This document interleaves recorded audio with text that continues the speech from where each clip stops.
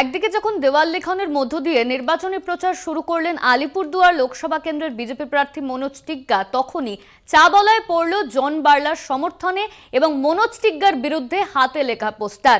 এই নিয়ে আমরা বিস্তারিত জানবো। আমাদের সঙ্গে রয়েছেন আমাদের প্রতিনিধি শুভজিৎ দেবনাথ। শুভজিৎ, মনোজ টিগ্গার বিরুদ্ধে হাতে লেখা পোস্টার পড়ল আলিপুরদুয়ারে। একদমই তাই। দেখো, রাত পোহারে জেলায় আসছে প্রধানমন্ত্রী নরেন্দ্র মোদী নির্বাচনী সভা করতে। ঠিক তার কয়েক ঘন্টা আগেই ডুয়ার্সের চা বাগানে মনোজ টিগ্গার বিরুদ্ধে মুর্দাবাদ এবং জন বার্লার সমর্থনে পড়ল পোস্টার।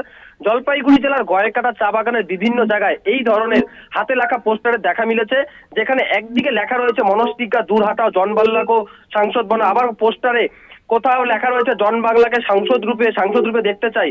স্বাভাবিকভাবে এই ধরনের পোস্টার পড়ায় রীতিমতো অস্বস্তিতে পড়েছে গেরুয়া শিবির। গত বিধানসভা এবং লোকসভা নির্বাচনে বিজেপি ভালো ফল করেছে উত্তরবঙ্গের শক্ত ঘাঁটি বলেই পরিচিত। আর সেই উত্তরবঙ্গের প্রার্থী পদ নিয়ে কিন্তু দ্বন্দ্বে সাংসদ ও বিধায়ক। নরেন্দ্র মোদী সবার আগে এই ধরনের পোস্টার আরো চাপে ফেলতে পারে বলেই বিজেপিকে বলেই মনে করছেন অনেকে। অনন্যা, ধন্যবাদ তোমার শুভজিৎ। আমাদের সঙ্গে ছিলেন আমাদের প্রতিনিধি শুভজিৎ দেবনাথ। চা বলায় পড়ল জন বার্লার সমর্থনে এবং মনোজ টিগ্গার বিরুদ্ধে হাতে লেখা পোস্টার। জলপাইগুড়ি জেলার গয়েরকাটা চা বাগানের বিভিন্ন জায়গায় হাতে লেখা এই পোস্টার দেখা মিলেছে, যেখানে একদিকে লেখা রয়েছে মনোজ টিগ্গাকে দূর হাটাও, জন বার্লাকে সাংসদ বানাও। আবার কোথাও পোস্টারে লেখা জন বার্লাকে সাংসদ রূপে দেখতে চাই। স্বাভাবিকভাবেই এই ধরনের পোস্টার পড়ায় রীতিমতো অস্বস্তিতে পড়েছে গেরুয়া শিবির।